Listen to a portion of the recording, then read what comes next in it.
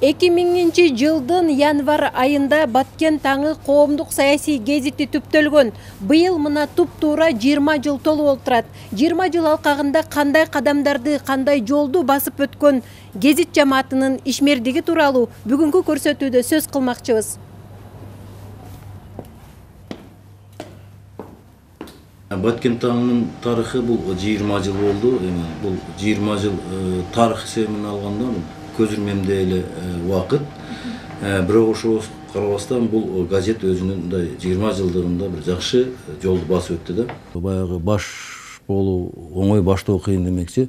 Биринчи редактор деп жөнүндө бүгүн биз айтып кетпесек бул адилетсиздик болот. Ал Ташмахамат Орозов деген Кадамжай районундагы биздин жакшы коллегабыз бүгүнкү күндө өтүп кетти көзү. Андан кийин Самидин Курмушуев деген алда Кадамжайлык журналист кесиптешибиз болчу. Бүгүнкү күндө ал киши биз менен кызматташып атат. Гезит мезгилдүү басма сөздүн учурдагы окуялар жөнүндө маалыматтар менен камсыздап туруучу тармагы. Гезиттер буга чейин массалык маалымдоо ишмердигинин негизги каражаттарынын бири гана болбостон саясий күрөштүн маанилүү куралы да болуп келген. Бир кездерде карызы көбөйүп басылып чыкпай токтоп калган гезит кыска аралыкта жанданып түстүү боектор менен чыгып баштаган. Кыска аралыктын ичинде биз өзүбүздүн газетабызды республикалык деңгээлде биринчи чыгара алдык. Элдин баары таң калышты. Ошондо 7 областын ичинен биринчи жолу Баткен таңы түстүү газета болуп чыкканда, ошол областтагы республикадагылардын баардыгы таң калышты. Кантип алыскы аймактагы Баткен таңы газетасы түстүү болуп чыкты. Же булар Тажикстандагы же Өзбекстандагы мындай типографиялардан ушинтип чыгарып атабы деп көптөр сурап калышты. Жок, биз ошол мезгилде интернетти алгачкылардан болуп пайдаланганбыз. Мен сөзсүз учурдан пайдаланып Сейит Анаркулов деген биздин дизайнерибизге ыраазычылык билдирип койгум келет. Ошол кишинин идеясы менен ушул биз келиңиздер ушул Баткен таң газетасыны ушундай өзгөртөлү, элдин баары таң калып калсын деп. Ошондо түстүү газета болуп чыкканда элдин баардыгы таң калып карашканда. Ал мезгилде компьютер жок болчу. Биз ошол корреспонденттердин, журналисттердин жазган баардык материалдарын кол машинкада терип, бая кагазга терип, ошол журналисттердин даярдалган материалдарын редакторго алып кирип, гезитке даярдачубуз да. Ошол мезгилде абдан чыган журналисттер иштеген: Рахматилла Жумабаев, Аскар Ажабалиев, Сопубек Тарсаев, Кутуз Нуралиев деген, Самидин Курмушуев деген. Ошол мезгилде дагы орун басар болуп, Гүлсүн Рыскулова, азыркы вице-мэрибиз дагы орун басар болуп, гезит алгачкы түптөөчүлөрдөн болгон. Шунчалык чыган журналисттер менен иштеп, ошол жерде гезитке келген ар бир кабарчынын материалын терип, жазып, гезитке даярдап отуруп, менде ошол журналистика болгон кызыгуум пайда боло баштады да. Өнүгүү жолунда өзүн-өзү каржылоого жетишкен бул гезиттин ийгилик сыры күн санап өсүп баштаган. Нускасы 7000 даанага чейин жеткен учурлары материалдык техникалык базасында чыңдоого шарт түзгөн. Ошондон биздин ийгилигибиздин сыры ачылып, барган сайын биз өзүбүздүн тиражыбызды 7000ге чейин чыгардык.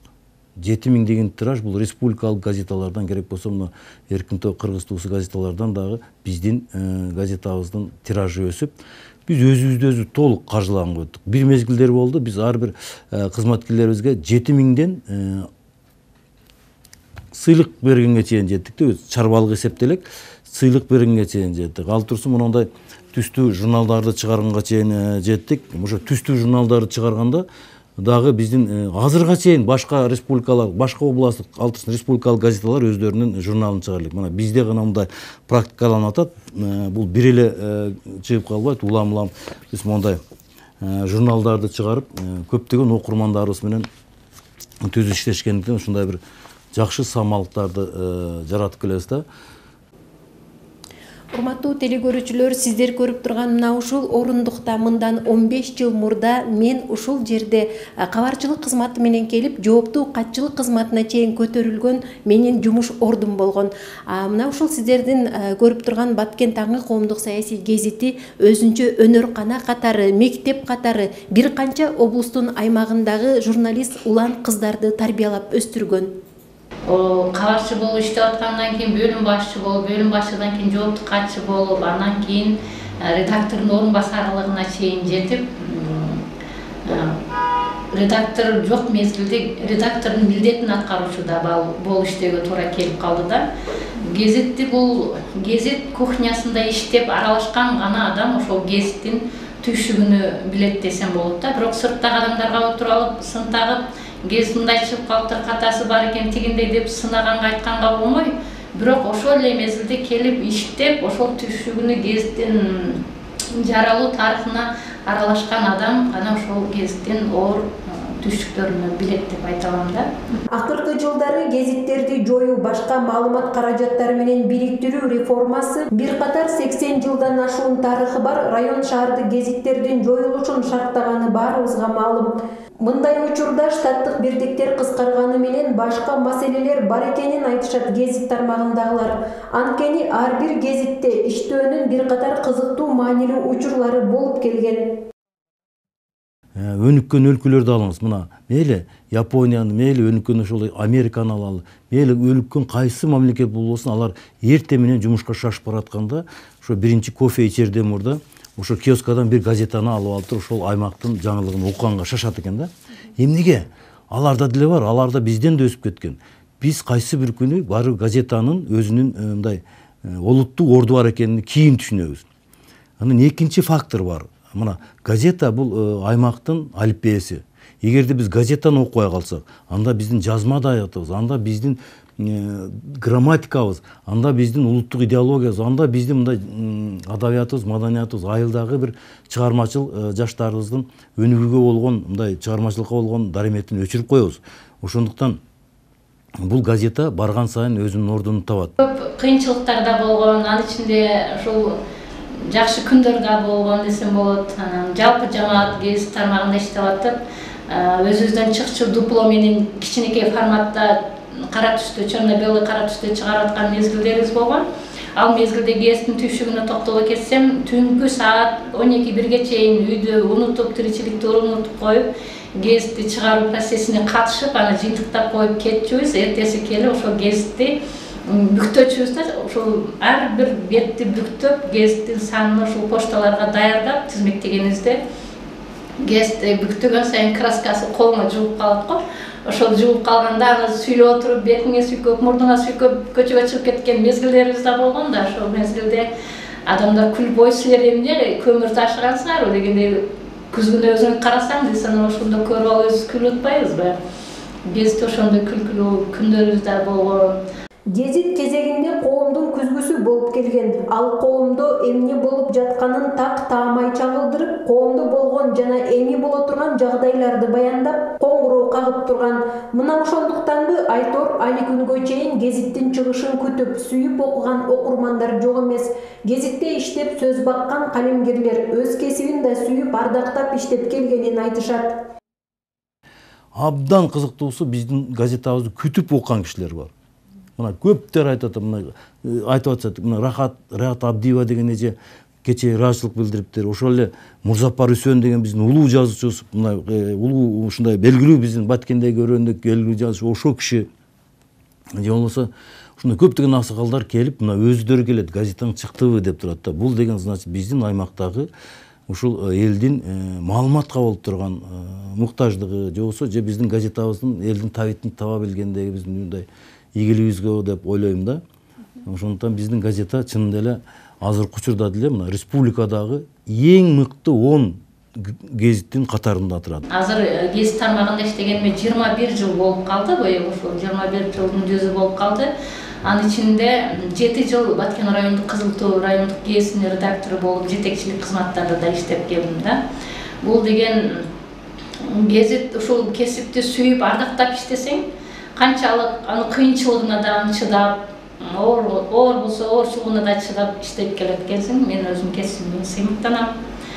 Журналист үчүн ар бир күн экзамен же сыноо деп айтаар элем. Анткени азыркыдай ушак же имиш деңгээлиндеги маалыматтар интернет булактарында жайнап жатканы өз кезегинде келечек муундун аң сезимине эле эмес, өлкөнүн эртеңки келечегине да таасирин тийгизбейт деп эч ким кепилдик бере албайт.